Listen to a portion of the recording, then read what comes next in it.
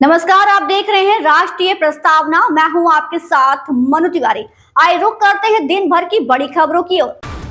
राष्ट्रपति द्रौपदी मुर्मू ने गुरुवार को सरगंगा राम अस्पताल में अत्याधुनिक कैंसर चिकित्सा केंद्र का उद्घाटन किया। अस्पताल की ओर से जारी एक बयान के अनुसार कैंसर केंद्र में चिकित्सा, शल्य चिकित्सा और विकिरण ऑन्कोलॉजी के साथ साथ कीमोथेरेपी की सुविधा उपलब्ध है। राष्ट्रपति द्रौपदी मुर्मू ने बृहस्पतिवार को यहां सरगंगा राम अस्पताल में अत्याधुनिक कैंसर चिकित्सा केंद्र का उद्घाटन किया और रोगियों से बातचीत की।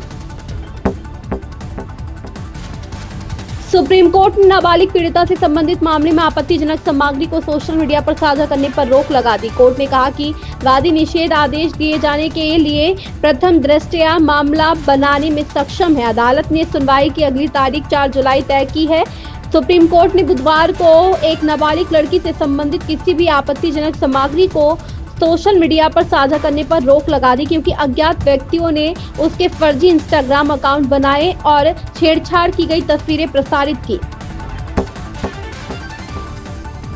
उत्तर पश्चिम रेलवे ने जम्मू-तवी भगत की कोठी रेल मार्ग पर बड़ा बदलाव किया है। जम्मू-तवी भगत की कोठी एक्सप्रेस अब नए नंबर 14804 से चलेगी और इसके समय में भी परिवर्तन किया गया है। यह ट्रेन जम्मू-तवी से सुबह 8:40 से रवाना होगी और अगले दिन सुबह 9:30 बजे जोधपुर पहुंचेगी।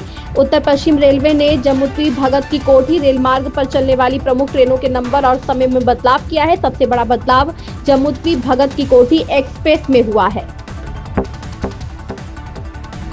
काजोल मां से पहली बार हॉरर जॉनर में हाथ आजमा रही है, लेकिन अब उनसे यह पूछा गया कि ऐसा कौन सा जॉनर है जो वो करना चाहती है। इस पर उन्होंने कॉमेडी फिल्म का जिक्र किया। उन्होंने कहा, मैं काफी समय से एक मजेदार कॉमेडी फिल्म करना चाहती हूँ, मगर मुझे अच्छी कॉमेडी की स्क्रिप्ट नहीं मिल रही। इंडस्ट्री में 3 दशक लंबा सफर तय करने वाली कलाकार काजोल दिलवाले दुल्हनिया ले जाएंगे और कभी खुशी कभी गम जैसी रोमांटिक फिल्मों के साथ साथ अपने गंभीर और इंटेंस किरदारों के लिए भी जानी जाती है।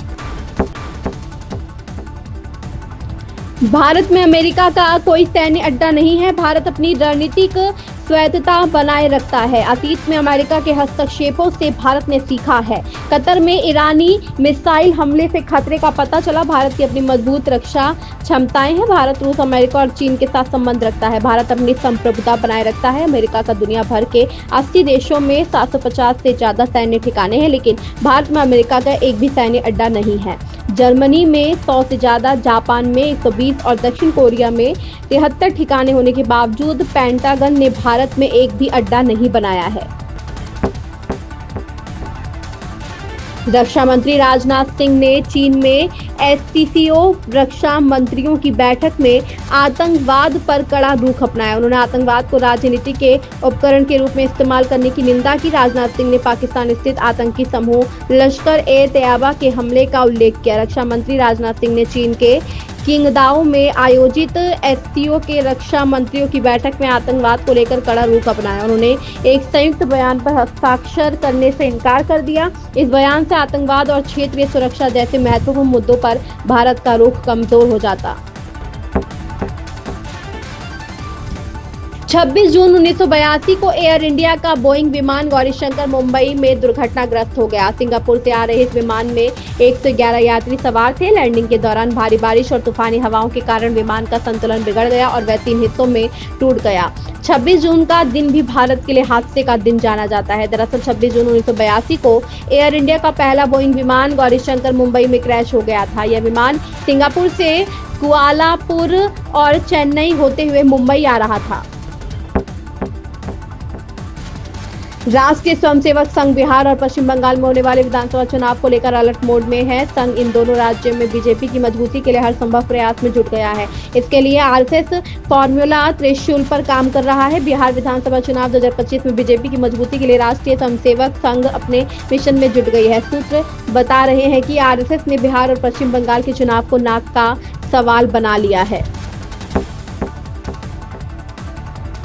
वेस्ट इंडीज और ऑस्ट्रेलिया के बीच पहला टेस्ट मैच बारबाडोस में खेला जा रहा है। इस मैच वेस्ट इंडीज की टीम के खिलाफ अंपायर ने एक बड़ा फैसला दिया है। बारबाडोस में ऑस्ट्रेलिया और वेस्ट इंडीज के बीच खेले जा रहे पहले टेस्ट मैच के पहले दिन एक विवादास्पद फैसला हुआ। तीसरे अंपायर एडियन होल्ड स्टॉक के एक फैसले ने शमार जोसेफ को 5 विकेट लेने से रोक दिया। वेस्टइंडीज के फील्डरों ने भी कई कैच छोड़े।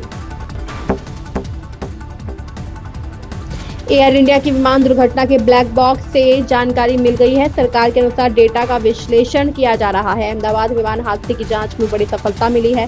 ब्लैक बॉक्स से डेटा डाउनलोड कर लिया गया है। इससे हमें यह समझने में मदद मिलेगी कि AI-171 क्यों क्रैश हुआ। 12 जून को हुए एयर इंडिया विमान हादसे में 241 यात्री और अन्य 34 लोग मारे गए थे। विमान AI-171 बोइंग 787-8 ड्रीमलाइनर था। यह टेक ऑफ के 36 सेकंड बाद ही क्रैश हो गया था। इन खबरों में बस इतना ही। बने रहिए हमारे साथ और देखते रहिए राष्ट्रीय प्रस्तावना।